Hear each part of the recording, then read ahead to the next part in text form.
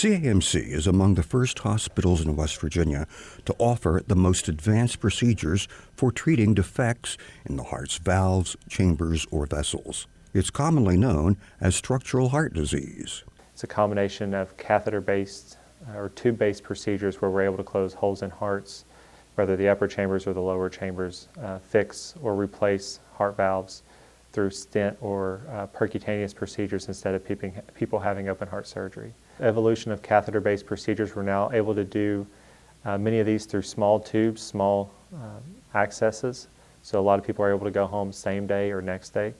Dr. Adams says these procedures are safe and offer benefits like less scarring, less blood loss and pain, and quicker recovery time than open heart surgery. CAMC's heart specialists are at the forefront of the latest heart and vascular treatments, along with groundbreaking research studies. As a result, patients considered too risky for traditional open heart surgery have new options. So some of the factors that go into deciding whether a catheter-based procedure is done instead of a surgical procedure is the patient's overall condition. So if it's someone that's young and healthy that we think would have would have a better result with a surgical procedure, we certainly would offer them that. But an older patient that we think has multiple medical issues, whether it be severe heart disease, severe lung disease, severe kidney disease, or that is quite frail, that may not be able to go through rehabilitation from having a surgical procedure, those are the ones that we tend to recommend a catheter-based procedure because they can go home much sooner. Their rehabilitation requirements are much less, and the follow-up is much easier for them to go through.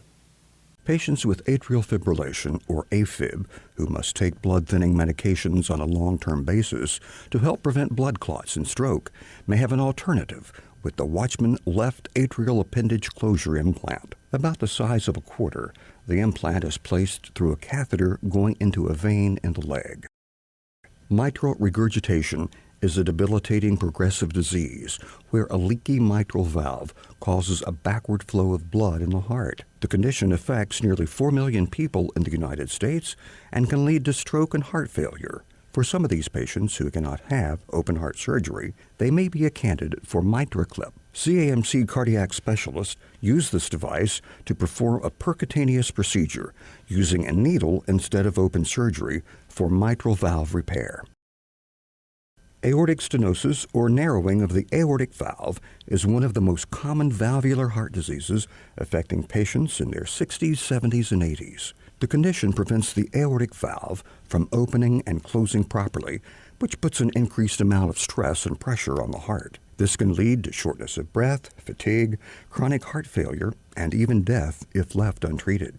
Transcatheter aortic valve replacement, or TAVR, is a treatment option that enables some patients with severe and moderate aortic stenosis to receive a new heart valve without undergoing open heart surgery.